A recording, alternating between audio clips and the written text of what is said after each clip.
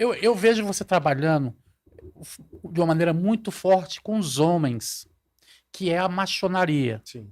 Me explica direito como surgiu e qual o objetivo que você quer trazer para as pessoas que te ouçam, que te ouvem a respeito disso. Para mim, a masculinidade é o centro da existência humana. Parece assim, a comunidade teológica abomina essa minha fala, né? Mas eu falo, para mim é tão didático que Deus está acima do gênero. Ele poderia ser mãe. E Jesus poderia ter sido a filha de Deus. Joana, sabe? A Redentora. Não. Mas Jesus é pai e revela o Redentor como seu filho. 2 homens. Então isso mostra para nós, né, que o problema do mundo não é o homem. O problema do mundo é o homem sem Deus. Para mim, todo problema do mundo é um problema de masculinidade. Porque se você for na base, por exemplo, da criminalidade, você vai encontrar a ausência de um pai. Se você for na cadeia, o cara na cadeia amou só de mãe. Ou seja, cadê o pai? Então, todo desarranjo do mundo é um desarranjo da figura masculina, consequentemente, do marido e do pai.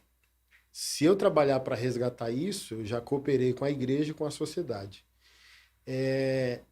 Eu acho maçonaria um nome muito feio. Mas eu insisto com ele porque eu creio que foi o Senhor que me deu. Eu acho muito forte. Eu acho legal, não. Também acho. Eu não acho, assim, falando de refinamento, Sim.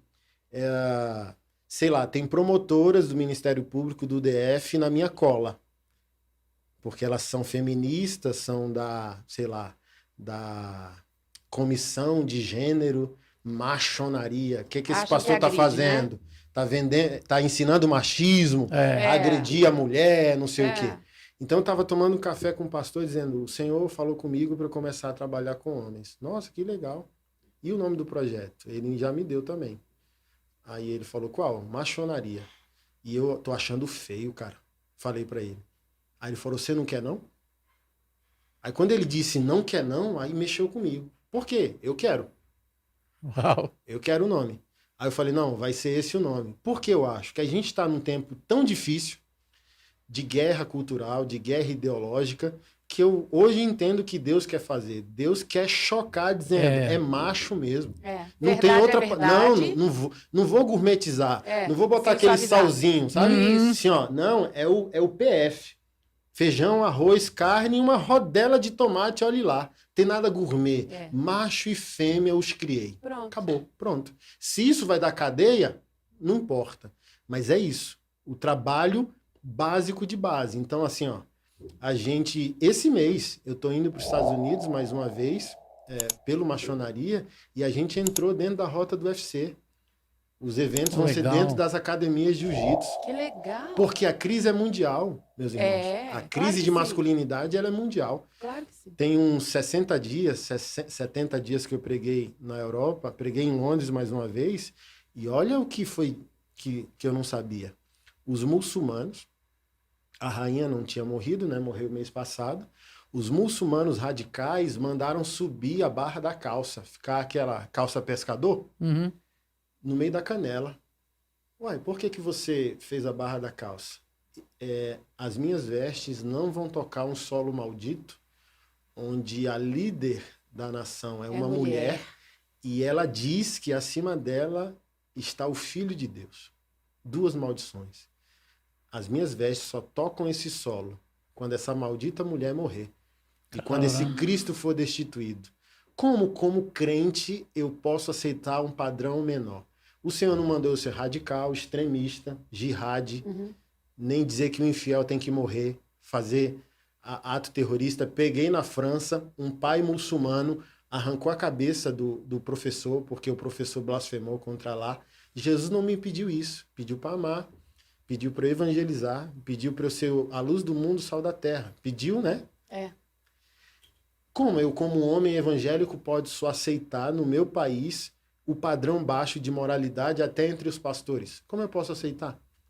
Porque como eu posso aceitar uma igreja que dá o divórcio, Senhor me salva, e não dá a pureza do namoro?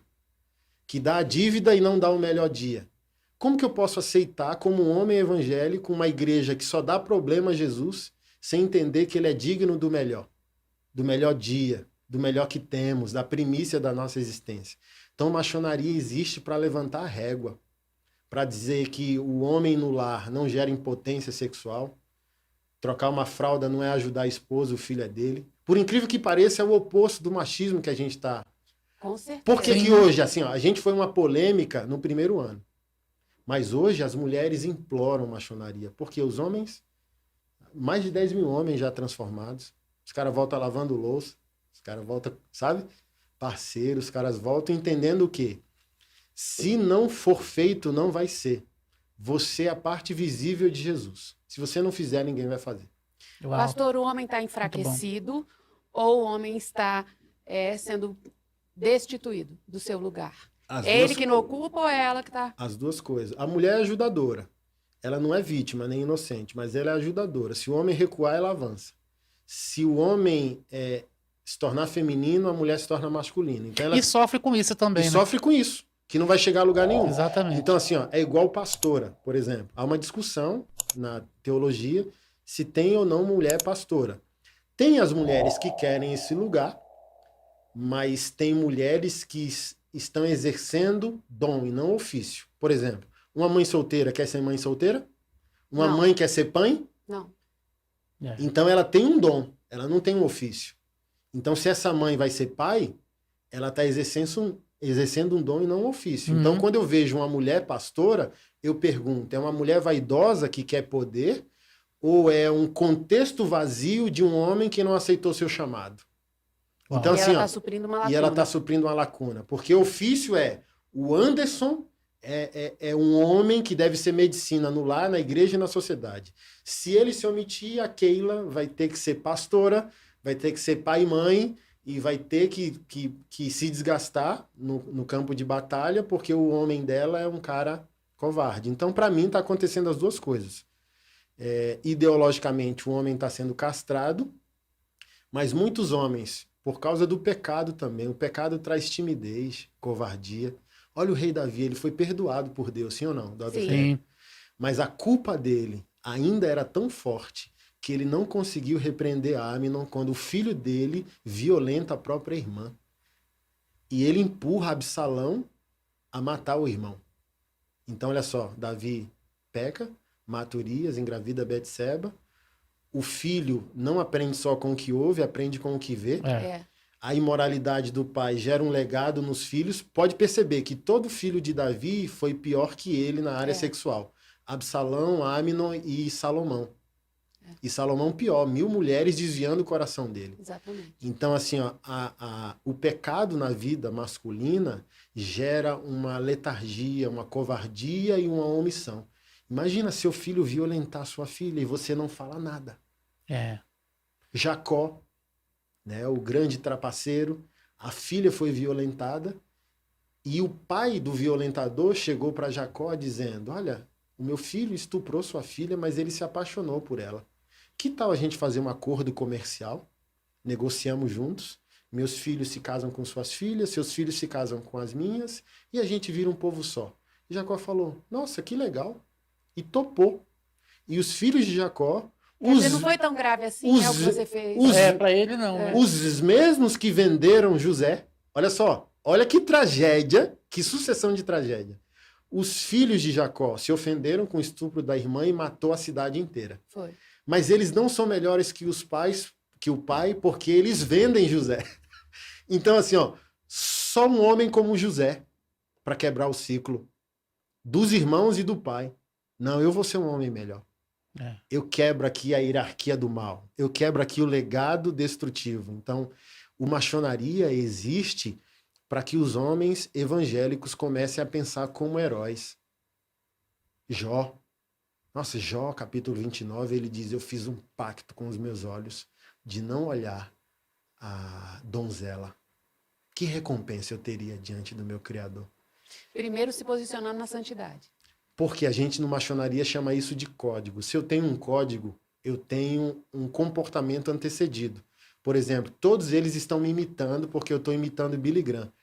Billy Graham tinha 4 códigos. Um deles era nunca fique sozinho num ambiente fechado com a mulher que não é a sua. Uhum. Por exemplo, toda foto que você me vê no último ano, onde eu incorporei radicalmente esse código, estou de braço cruzado. ninguém toca em mim, eu não toco em ninguém. Já evito um monte de dor de cabeça. Então, assim, ó, por quê? Porque no ambiente político onde eu estava, por exemplo, onde as pessoas não têm temor, as mulheres vinham me abraçar, sabe? Me permita ser direto, com prótese de silicone, Marco, já numa sensualidade para te dominar. E eu já, ó. Aí eu já mando o recado. Do tipo assim, ó, Pastor Anderson, por isso que ninguém me procurou na política, porque ele incorporou um código, ele está indisponível a negociar. Não se aproxime dele. Nesse aspecto de corrupção moral, sexual, de poder, ele não está disponível. Então, maçonaria existe para ensinar os homens a antecipação. Se eu tenho um código aqui, eu consigo ver o problema de longe. Mas o homem sem código, ele tem que decidir diante do problema. A mulher está aqui e propôs para ele sexo. Se ele tiver que decidir aqui, na cara da tentação, ele não vai conseguir. Agora, se eu tô decidido a não trair a Keila, eu tô decidido, irmão. Eu não vou trair a Keila. É uma resolução. É uma resolução de vida. Acabou. Não vai acontecer o contrário disso, porque eu tomei uma decisão. E eu consigo ver a hipótese de adultério de longe se formando, no olhar da mulher, na sensualidade. Aí você já... Aí eu já Prudência. saio pela tangente. Muito bom. Você falou dos outros, faltam os outros 3 do Billy Graham. Você falou só um. Dinheiro. Ele se chocou muito com a mobilização dele, ele enchia estádios. Então, na hora da oferta, era uma mobilização de dinheiro. Imagina. E ele tomou uma decisão de que não fazemos ofertas durante as cruzadas. Tudo que envolver dinheiro tem que ser tratado 30 dias antes. Legal. Para fugir da aparência do mal. Eu entendi ele. Um dia eu viajei com o meu filho, mais velho, e o pastor deixou eu fazer a oferta para os projetos sociais que eu lidero em Brasília. Então foi uma grande oferta. Estou tudo no envelope. Cheguei no hotel, aí fui tomar banho e botei na cama. Paulinho, arruma aí o dinheiro. Organiza aí. Tinha dinheiro, relógio, pulseira, tudo tal. Quando eu saí do banheiro, que eu olhei, meu espírito fechou. Uma tristeza. Falei, não, eu não quero passar por isso. É a função do quê? De um ajudante do ministério. E, além de tudo, a aparência do mal daquela situação mandou o recado errado para o meu filho. Ele, assim, ó, numa alegria, né? Contou tudo. Ó, meu pai, tem tanto. E o olho dele, assim, é sempre assim, pai? Então, assim, ó, o recado errado. Entendi. Do tipo assim, ó, nossa, tem sempre dinheiro assim? Ou o que estava na alma dele? Um dinheiro fácil? É sempre, sabe? Ah, eu quero estar em toda... Nossa! Aí eu falei, opa, aí eu entendi Billy Graham. Então, o sexo, o dinheiro, a questão da divulgação da imagem. Olha que nem tinha Instagram na época. O zelo pela...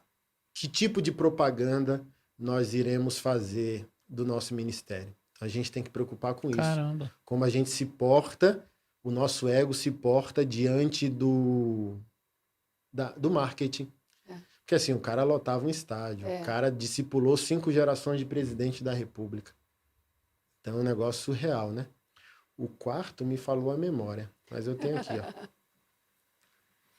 São detalhes que, se a gente vacilar, a gente cai mesmo. Não cai. Aí, por exemplo, o cara tem mais de 40 anos de ministério sob controle. Não tem um escândalo para falar dele. Ou seja, um código vale a pena. Quais são os seus valores? Quais valores vão nortear seu ministério? O diabo, ele já sabe o que propor e o que não propor. Ele sabe quem está disponível e quem não está disponível. A quarta regra é ministério itinerário e igreja local. Isso aqui é um grande problema. Voltando à questão do missionário. Nós, quando a gente está na missão, temos o orgulho de achar que a gente faz algo que a igreja local não faz. Billy Graham entendeu isso. A gente tem um poder de trabalhar contra a igreja. Então, rejeitamos isso. Vamos fazer diferente de todo o ministério. Toda a nossa ação evangelística precisa estar coberta pela igreja do local. Porque o resultado precisa ir para ela e não para nós. Porque a gente não é igreja. Nós somos evangelistas, lotamos um estádio. Quem se converter vai para onde? Então ele sempre teve o zelo de trabalhar com a igreja local para não ser tragado pelo ego, se achar mais poderoso que a igreja. E ele tinha um obreiro. Isso não era uma regra, né? Era uma decisão dele. Ele tinha um obreiro que, quando ele descia do púlpito, ia atrás dele. Então ele descia, imagina, um estádio lotado, ele descia, ia para o camarim, o obreiro ia atrás dele, só lembrando quem ele era e declarando os versículos do tipo, do pó viestes e ao pó voltará. Nossa. Tudo nele, com ele, para ele. Para ele são todas as coisas. Nada que é seu.